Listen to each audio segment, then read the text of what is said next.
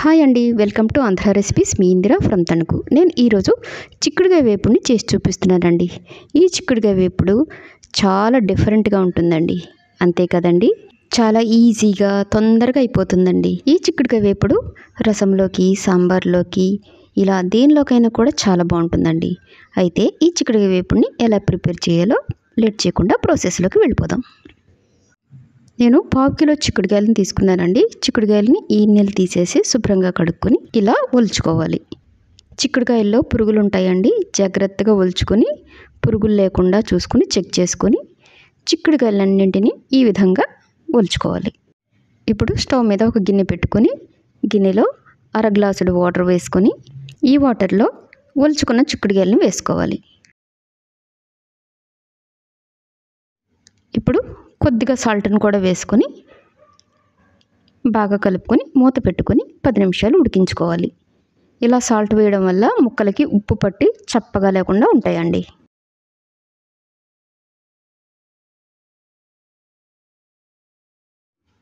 చూడండి, ఇలా నీరంతా ఇంకిపోయే వరకు ఉడికించుకొని పక్కన పెట్టుకోవాలి. ఇప్పుడు స్టవ్ మీద కళాయి పెట్టుకొని కళాయి హీట్ అయిన తర్వాత 1 టీ స్పూన్ పల్లీలు, 1 టీ స్పూన్ పచ్చిశనగపప్పు, 1 టీ స్పూన్ మినపప్పు వేసి దోరగా ఫ్రై చేసుకోవాలి.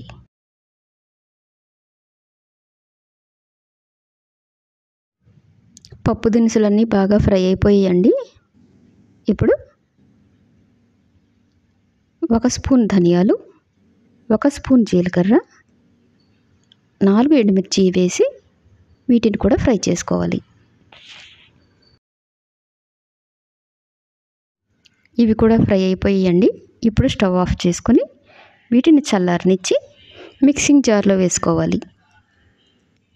ఇప్పుడు దీనిలో కొద్దిగా ఎండు కొబ్బరిని కూడా వేసుకుంటే బాగుంటుందండి.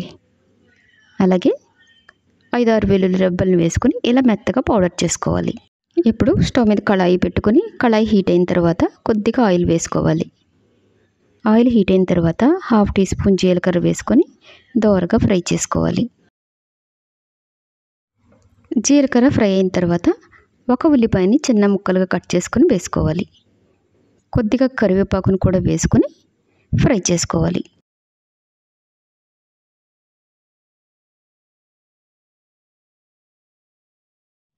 ఉల్లిపాయలు ఫ్రై అయిన తర్వాత ఉడికించుకున్న చిక్కుడుకాయలను వేసుకోవాలి.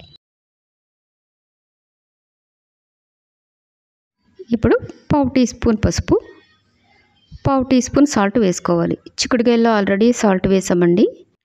ఇప్పుడు గ్రైండ్ చేసుకున్న మసాలా పొడిని కూడా వేసుకొని బాగా కలుపుకోవాలి. ఇలా ఒక 5 నిమిషాల వరకు కలుపుకుంటూ ఉండాలండి. మాడిపోకుండా కలుపుకుంటూ ఉండాలి. ఈ ప్రాసెస్లో కనుక చిక్కుడుకాయ వేపుడిని చేశారంటే అస్సలు చిక్కుడుకాయ అంటే ఇష్టపడని వాళ్ళు కూడా ఎంతో ఇష్టంగా తింటారండి. అంత బాగుంటుంది. చిక్కుడుకాయలు ఫ్రై అయిపోయాయండి. ఇప్పుడు కొద్దిగా కొత్తిమీరను వేసుకోవాలి. కొత్తిమీర వేసిన తర్వాత బాగా కలుపుకోవాలి. ఇంతేనండి, చిక్కుడుకాయ వేపుడు రెడీ అయిపోయింది. చూడండి, చిక్కుడుకాయ వేపుడు ఎంత సింపుల్గా, ఎంత తొందరగా అయిపోయిందో కదా. ఇప్పుడు డిష్ అవుట్ చేసుకుందాం. చూడండి, చిక్కుడుకాయ వేపుడు ఎంత కలర్ఫుల్గా, ఎంత యమ్మీగా ఉందో. టేస్ట్ అయితే చాలా చాలా బాగుంటుందండి. ఇప్పుడు టేస్ట్ చేద్దాం.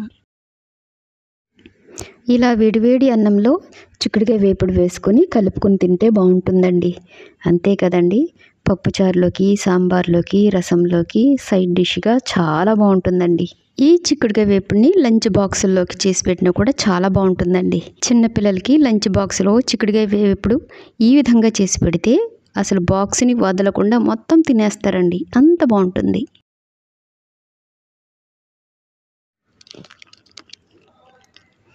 చాలా బాగుందండి. పప్పులు, జీలకర్ర, ధనియాలు అన్నీ ఫ్రై చేసి వేసాం కదా. డిఫరెంట్ టేస్ట్లో అయితే ఉందండి. ఫ్రై అయితే చాలా చాలా బాగుందండి. నేను చేసిన చిక్కుడుకాయ ఫ్రై మీకు నచ్చిందా? అయితే మీరు కూడా మీ ఇంట్లో ట్రై చేయండి.